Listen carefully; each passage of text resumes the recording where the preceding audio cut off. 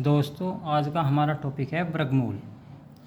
वर्गमूल निकालने के लिए हमें सबसे पहले 10 संख्याओं तक वर्गमूल याद होना चाहिए। जैसे 1 का वर्ग 1, 2 का वर्ग 4, 3 का वर्ग 9, 4 का वर्ग 16, 5 का वर्ग 25, 6 का वर्ग 36, 7 का वर्ग 49, 8 का वर्ग 64, 9 का वर्ग 81, 10 का वर्ग 100।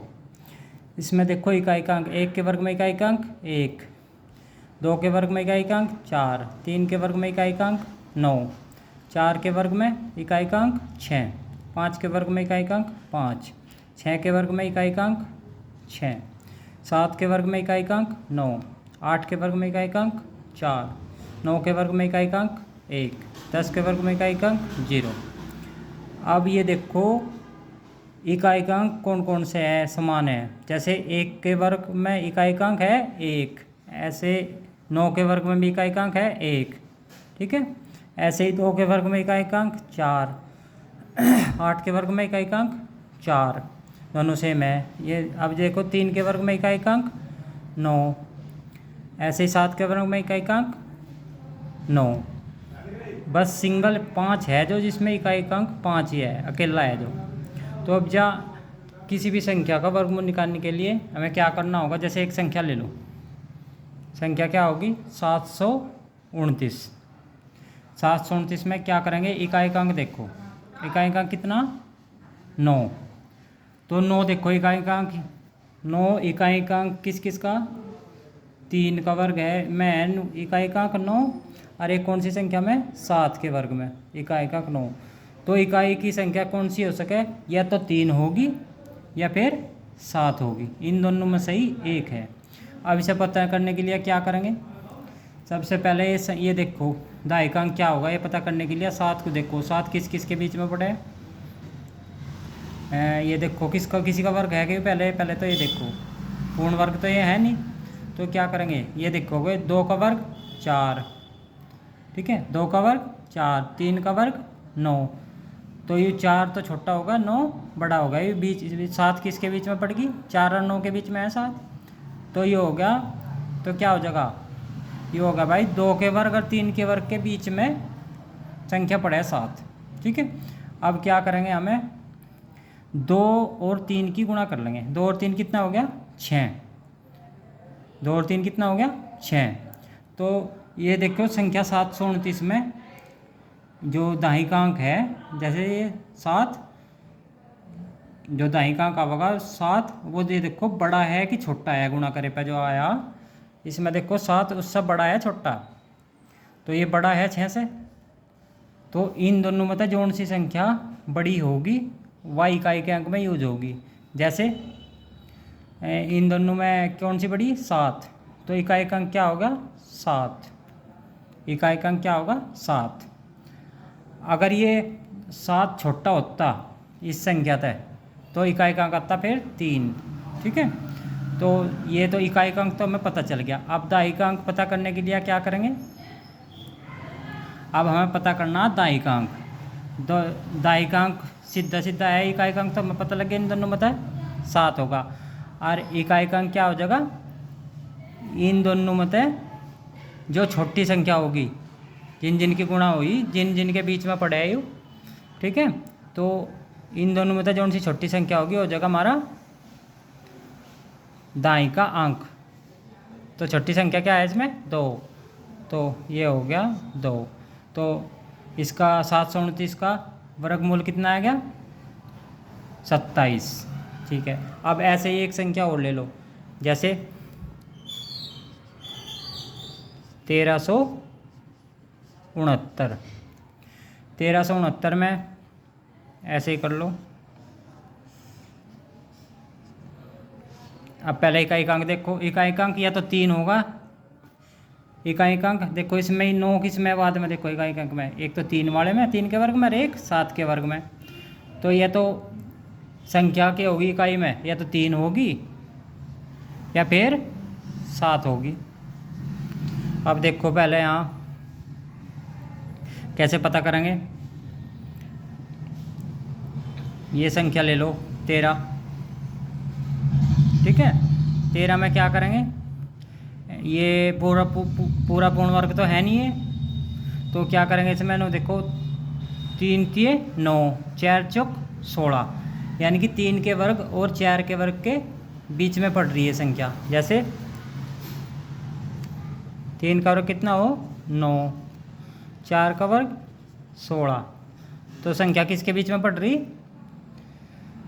3 के वर्ग और 4 के वर्ग के बीच में क्या है 13, 3 के वर्ग और 4 के वर्ग के बीच में है नहीं, तो क्या करेंगे, अब 3 और 4 की गुणा करो पहले, 3 गुणा 4 कितना हो गया 12, 3 गुणा 4 कितना हो गया 12, 3 गुणा 4 बराबर 12, तो 12 इस 13 से कम है ज़्यादा है, कम है ना, ये 13 ज़्यादा होगा, 13 ज़्यादा है तो ज़्यादा वाला ही लेंगे यहाँ पे, ज़्यादा वाला कौन सा, 3 और 7 में था 7, तो संख्या कितनी आएगी 7, इकाई का अंक कितना आएगा 7। ठीक है, अब इकाई का कौन सा होगा, इन दोनों में से कौन सा दूसरे वाला बचा वो यहाँ पे आ जाएगा, कितना हो गया 3, 3 हो गया, तो वर्गमूल कितना आ गया संख्या का 37, वर्गमूल कितना आ गया 37। अब ऐसे एक संख्या और ले लो, जैसे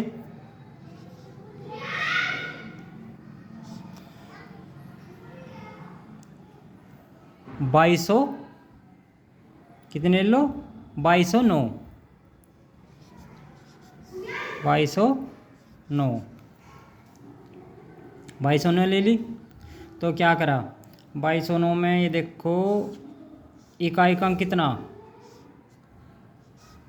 इकाई का अंक कितना 9 है, तो 9 है तो या तो 3 का वर्ग, या तो 3 आवेगा इकाई में, या फिर 9 आवेगा, ओ क्या क्या कह रहा है 7 आवेगा। ठीक है, या तो संख्या इकाई में क्या आवेगी 3 या फिर 7 आवेगी। ठीक है, क्या होगा, या तो 3 आवेगी संख्या इकाई में या फिर 7 आवेगी।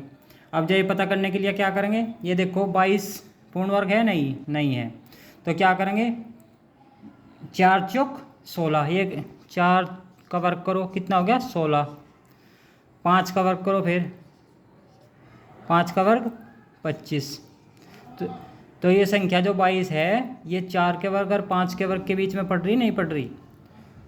ठीक है, तो क्या हो जाएगा 4 के वर्ग और 5 के वर्ग के बीच में पड़ रही संख्या, तो हम क्या करेंगे बच्चा 4 और 5 की गुणा करेंगे। ठीक है, 4 और 5 की गुणा करिए कितना आ गया 20, 20 आ गया, तो ये संख्या 22 तो बड़ी है, तो इकाई का अंक क्या है, इन दोनों में तो कौन सा बड़ा होगा वो लिया जाएगा, कितना होगा इन दोनों में तो बड़ा कौन सा 7, तो क्या होगा 7, 7 आ गया इकाई का। अब दाई का अंक कौन सा, अब दाई का अंक कौन सा बचा, वो दूसरा दाई का अंक हो गया, तो क्या वर्गमूल कितना आ गया 47, वर्गमूल कितना आ गया 47।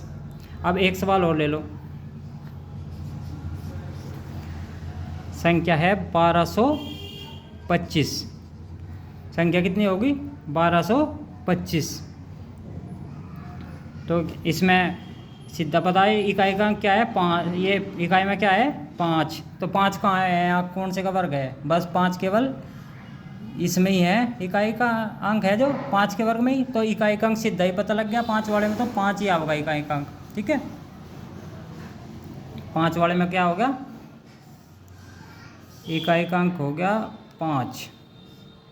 ठीक है, अब दाई का अंक पता करो, दाई का अंक पता करेंगे, जैसे ये क्या हो गया 3 का वर्ग कितना हो, 3 का वर्ग 9, 3 का वर्ग कितना हो 9, 4 का वर्ग कितना हो 16, तो जो 12 है 3 के वर्ग और 4 के वर्ग के बीच में पड़ी, तो क्या करेंगे ऐसे ही 3 गुणा 4 गुणा कर लेंगे, 3 गुणा 4 कितना हो गया 3 गुणा 4 बराबर 12, 3 गुणा 4 बराबर 12। ठीक है, तो यू सीधे बराबर हो गया, ना तो यू बड़ा है ना यू छोटा है, तो इसमें क्या करेंगे हम, इसका ऐसी कंडीशन में हम सीधा पहले वाला ले लेंगे 3 छोटे वाला, तो क्या हो जाएगा 3 ले लिया यहाँ, तो इसका उत्तर क्या आ गया 35। तो इसका वर्गमूल कितना आ गया 35। ठीक है दोस्तों, मेरे चैनल को लाइक और सब्सक्राइब ज़रूर करें। धन्यवाद।